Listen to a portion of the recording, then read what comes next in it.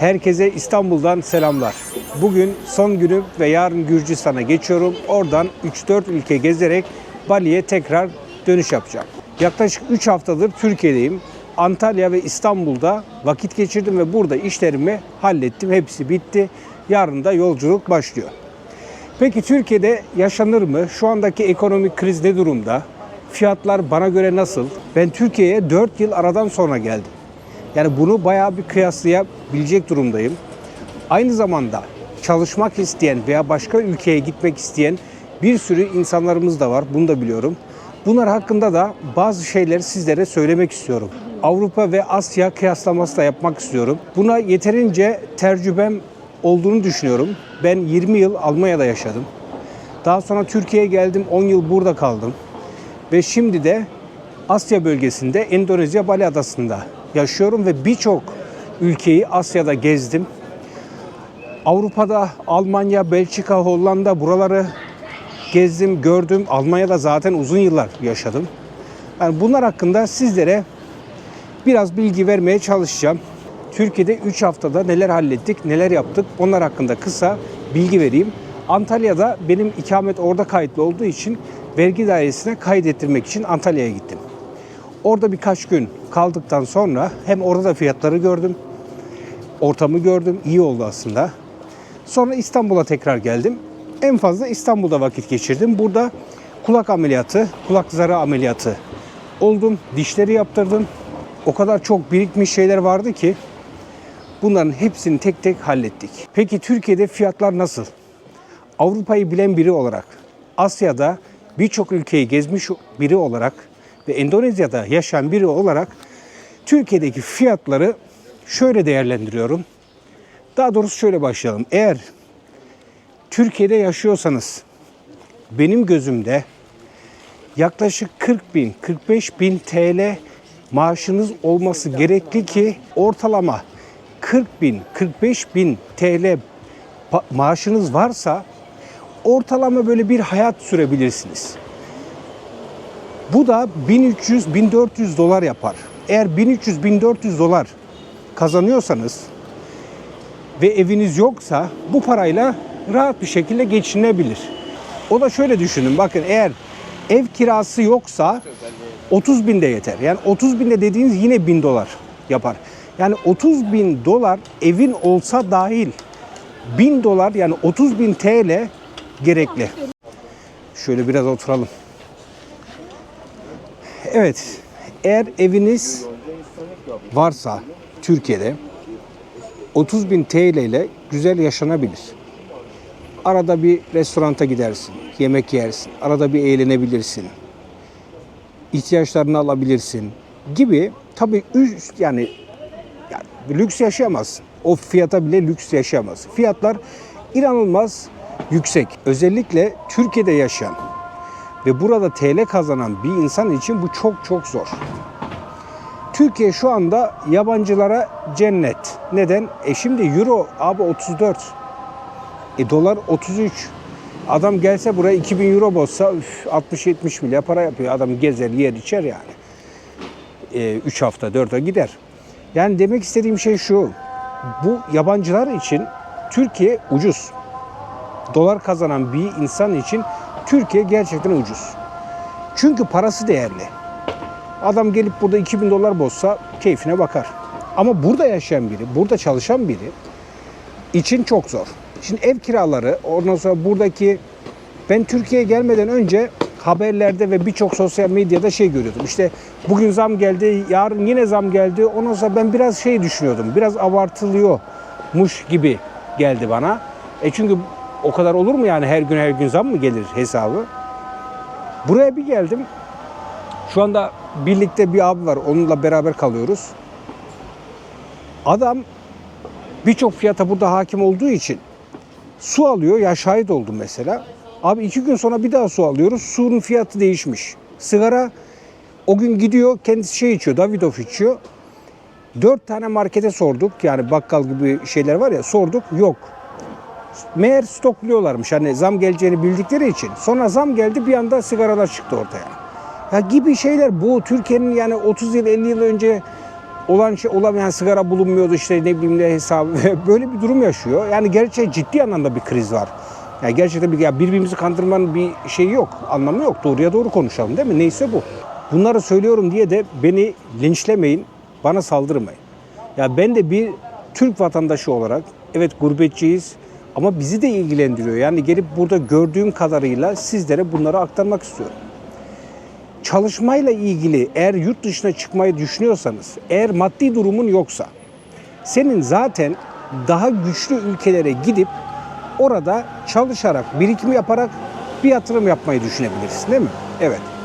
Bu yıllardır bize Almanya olarak genelde Avrupa değildiği zaman Almanya akla gelir.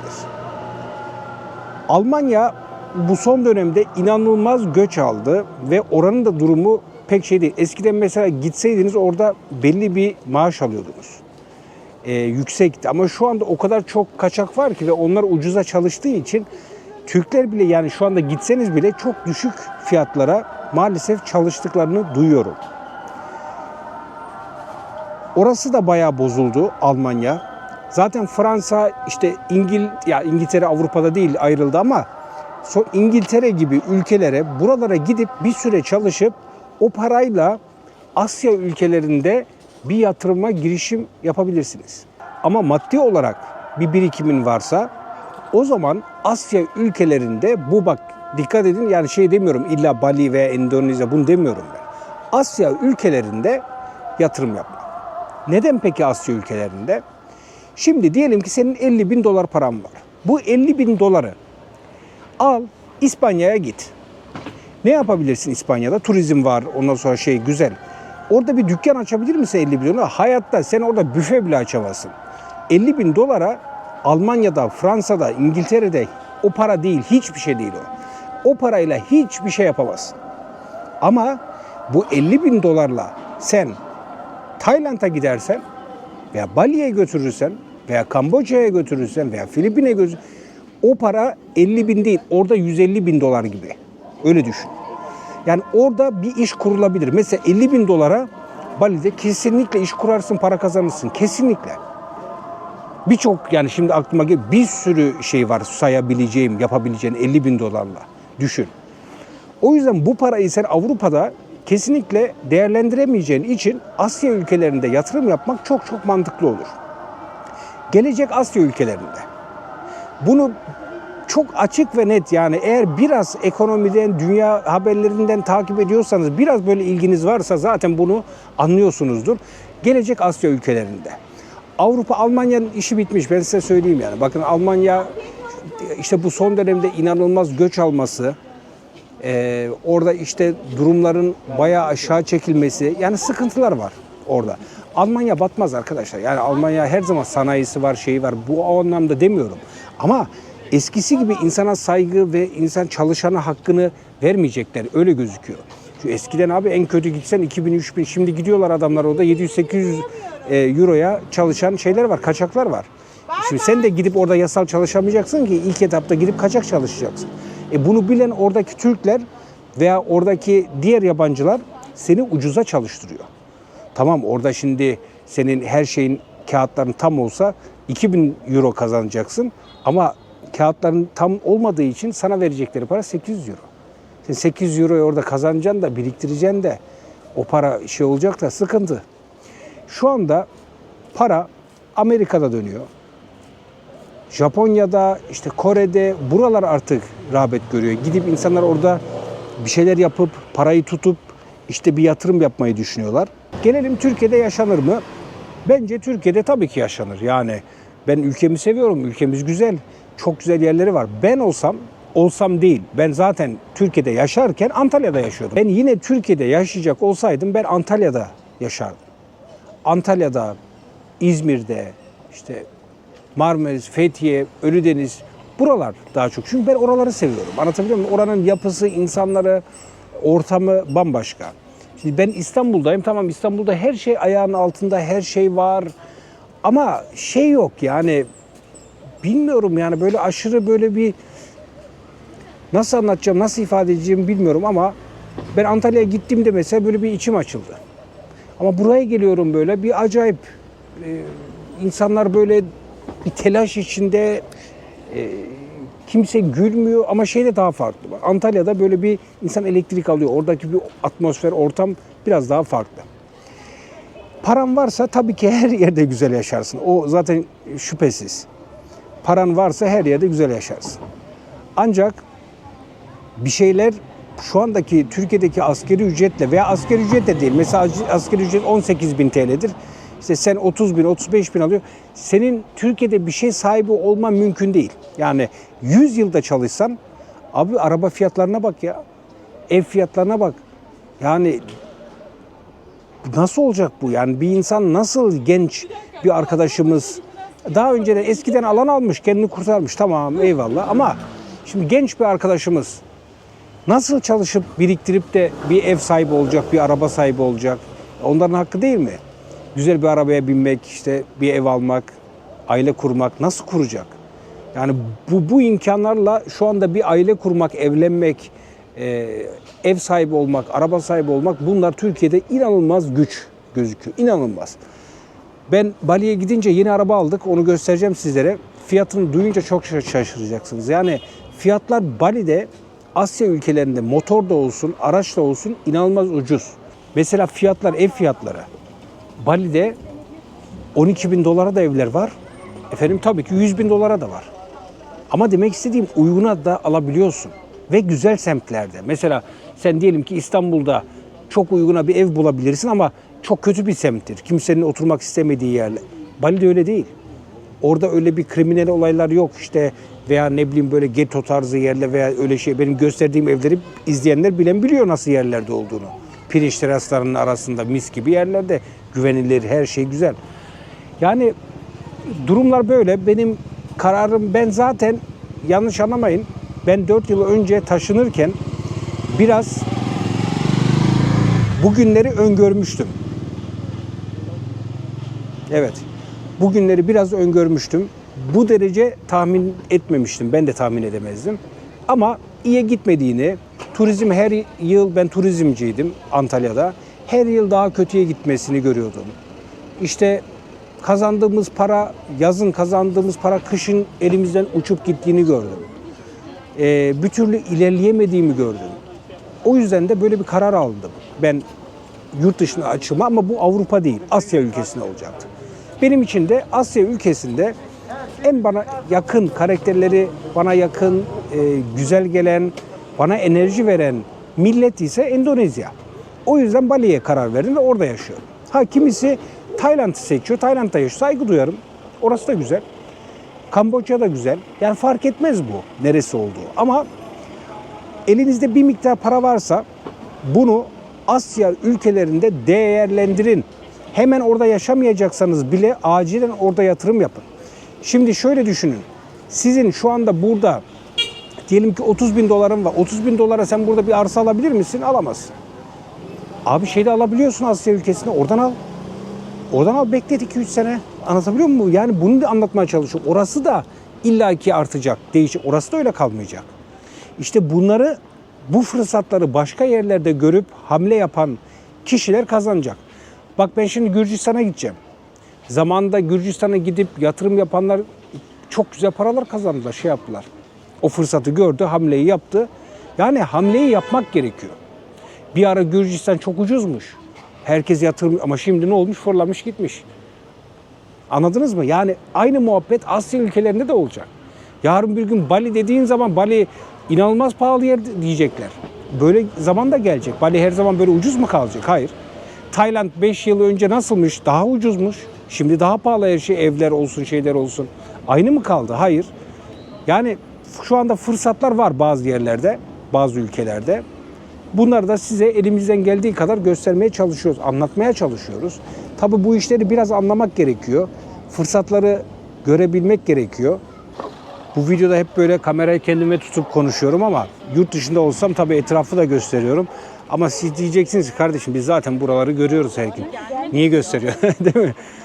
Veya şöyle tutayım, böyle konuşalım değil mi? Hem etrafı görün.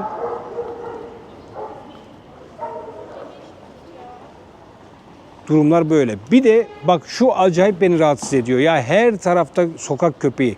Yani sokak köpeği, bak şöyle söyleyeyim size. Hayvan sevgisi bu değildir. Bak orada bak. Bir sürü. Bak insanlara havlıyor, şeylere havlıyor. Şimdi bu bir çocuğu ısırsa, şey yapsa. Ya böyle bir hayvan sevgisi olur mu? Hayvan sevgisi bu mu? Kocaman bak. Kocaman köpekler. 3 tane, 4 tane, 5 tane. Burada bir çocuğu ısırsa, bir kadını ısırsa, bir evladımızı ısırsa o zaman mı şey olacak? Yani çok yanlış. Ben o kadar bak gelişmemiş ülke gezdim. O kadar gelişmemiş ülke gezdim. Böyle bir şey yok abi. Böyle bir şey ben hayatta görmedim.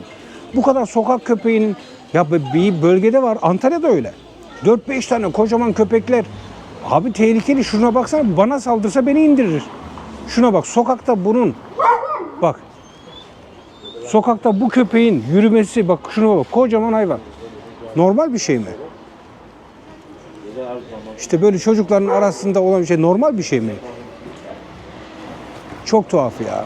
Daha şunu bile çözemiyoruz ya. Şu problemi bile çözemiyoruz yani, değil mi? Ne diyeyim yani?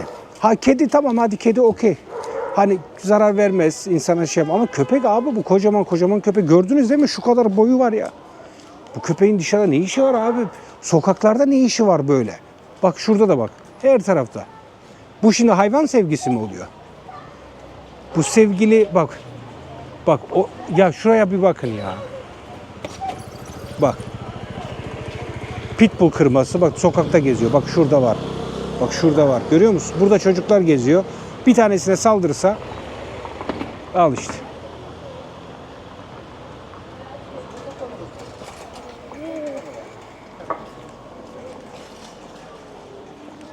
Bak şu köpeğe bak. Bildiğin pitbull kırması bir şey. Böyle geziyor ortada.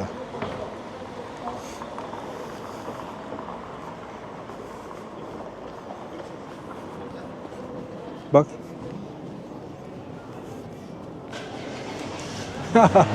İlginç ya. Gerçekten ilginç. Neyse. Yapacak bir şey yok. Demek ki kimse şikayetçi değil. Demek ki böyle mutlu insanlar kendini tehlikede veya çoluk çocuğunu tehlikede hissetmiyor. Sesini çıkarmıyor. O zaman bana bir şey demek düşmez arkadaşım. Bana ne? Ben sonuçta burada yaşamıyorum. Benim çocuklarım burada böyle durumlarda kalmayacak. Siz bilirsiniz. Ben ne diyeyim? Ben sadece fikrimi soruyorum. O kadar ülke gördüm. Böyle bir tehlike içerisinde ben akşam burada yürürken korkar insan. Sen burada çocuğunu böyle tek başına yürütebilir misin korkmadan? Doğruyu söyle. Sen şuradan otursan, senin evin şurada bir yerde olsa, şurada markete çocuğunu korkusuzca gönderebilir misin? Size soruyorum. Yapabilir misin? Yapamazsın.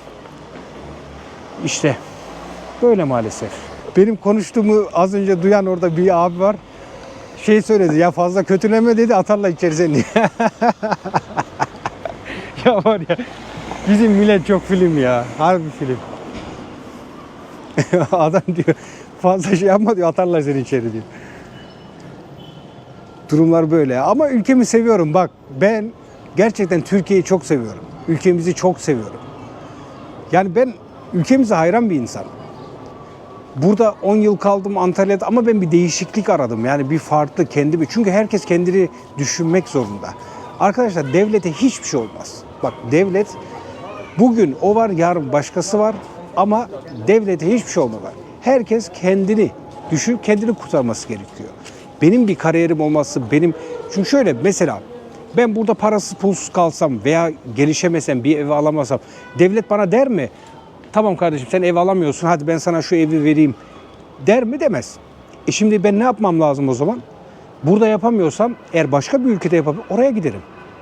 Yani bu demek değil ki ben ülkemi sevmiyorum veya ülkemden başka şey. Hayır. Ama yani sen bugün yarın parasız kalsan sana politikacılar şey mi diyecek? Al sana para veya al sana araba, ev mi diyecek? Yok.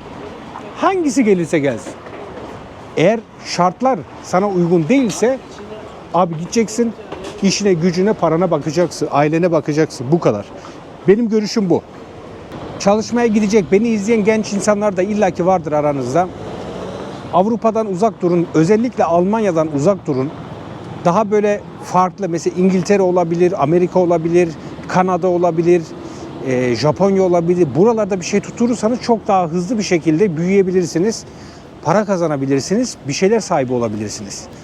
O yüzden bunu tavsiye ediyorum. Bak bunu iyi araştırın. Yani 20 yıl Almanya'da yaşamış bir insan olarak ve orada benim çevrem çok var. İnsanlarla konuşuyoruz. Gerçekten iyi durumda değil. Bu demek değil ki ülke iyi durumda değil. Yani şartlar, yani sana verdikleri şartlar iyi durumda değil. Yoksa bir şey olmaz. Almanya hiçbir şey olmaz abi. Adamlar sanayi devi. Şunu da söyleyeyim size. Türkiye ekonomisi hakkında Türkiye batmaz. Neden? Bak şunu size kısa bir açıklama yapayım. Şimdi bu ekonomi işinden anlayanlar beni anlayacaktır. Şimdi Türkiye'nin Avrupa Birliği ile çok derin ilişkileri var ve çok derin ticari alışverişleri var. Ve aynı zamanda da borcumuz da var Avrupa Birliği'ne. Şimdi Avrupa Birliği Türkiye'nin batmasına izin vermez. Bak, hatırlıyor musunuz? Yunanistan battı batacak, battı batacak, battı battı dediler. Ne yaptı hemen Avrupa Birliği ve Almanya? Bir paket hazırladılar, bir destek hazırladılar. Batırtmadılar. Neden? Çünkü borçlarını ödeyemeyecekti Avrupa Birliği'ne. Bu Avrupa Birliği'ne zarar. Türkiye'nin batması, yani tamamen çökmesi ekonomik olarak Avrupa Birliği'ni bitirmez de çok etkiler. Aşırı etki. Bir defa borçlarını alamaz. İki, bütün ekonomik şeyler durur. Buna izin vermezler. Tamam mı? Türkiye asla iflas bayrağını çekmez. Bak, çektirmezler. Asla. Bu da tamamen oradaki ilişkilerimizle ve oradaki ticari ilişkilerimizle ilgili. Eğer bu olmasaydı bizi şimdiye kadar 50 kere batırırlardı. 50 kere batmıştık biz. Çünkü Türkiye üreten bir ülke değil ki. Biz ayakta tutan yine Avrupa Birliği ile yaptığımız bizim bu işler. Onu söyleyeyim. Yok Amerika'ymış, Japonya'mış. Türkiye Avrupa'ya bağlı arkadaş. Tamamen göbek bağımız Avrupa'ya bağlı bizim. Ama Endonezya'nın göbek bağı bağlı değil, Avrupa'ya. Nereye bağlı? Asya'daki, Çin'e bağlı. Japonya'ya bağlı. Tayland'a bağlı. İşte o daha çok Asya ülkeleriyle. Onların Avrupa'yla bir işi yok. Yani böyle bir denge var. Bunu iyi anlamamız, iyi analiz etmemiz lazım. İşte yeni dünya düzeni, yeni dünya düzeni diyoruz ya, işte yeni dünya düzeni bu. Bunları görebilmek, analiz etmek, anlamak çok önemli. Şu önümüzdeki birkaç yıl içerisinde genç arkadaşlarıma şunu da söyleyeyim. Eğer paranız var veya yok, önemli değil. Borsayı araştırın. Bak, borsa nedir? Takip edin arkadaş. Bak, param varmış gibi. Bugün $1000 bir tane kağıda yatırıyormuşsun gibi takip et. Yarın ne kazandın, takip et. Bak, paran yoksa bile varmış gibi takip et. Bu benden size bir tavsiye. Kripto falan demiyorum. Bak, borsaları diyorum. Çok kağıt var. İnanılmaz. Böyle at yarışı gibi 1001 türlü isim yazıyor orada. Orada da öyle. Ama takip et, öğren, analizleri gör, biraz anla. Yarın bir gün biraz para elinde olursa, hiç değilse analizlerinden hangisi çıkacak, hangisi inecek biraz bilirsin. Ona göre biraz para kazanabilirsin. Bütün her şeyini de oralara yatırma tabii ki. Ama araştırmalarını yap, bu çok önemli.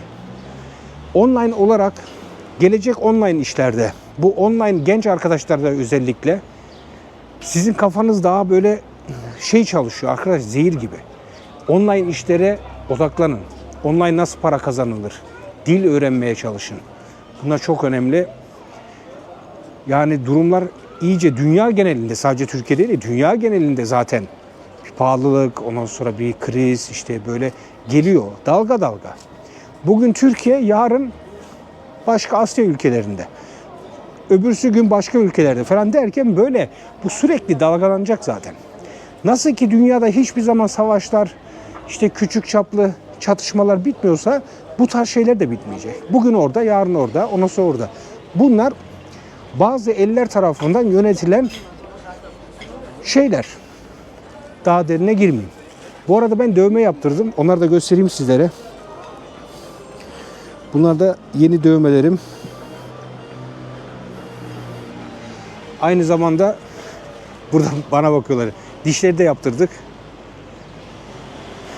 Dişleri yaptır dediğim de komple değil. Dolgu, işte kanal tedavisi, ne bileyim temizleme, böyle şeyler. Dünya turumuz yarından itibaren son hızıyla devam ediyor. İlk adresim Gürcistan. Ondan sonra Azerbaycan'a geçmek istiyorum. Oradan da Mısır ve Mısır'dan da bir Afrika ülkesi yaptıktan sonra tekrar Bali'ye döneceğim. Bu ay sonu tekrar Bali'de olacağım ve Bali'den bir sürede çıkmayacağım. Evimi özledim ya. Evimiz bitti, yaptırdık. İzleyenler bilir. Evimde oturamadım. Ailemle vakit geçirip oradan tabii çok güzel videolar gelmeye devam edecek.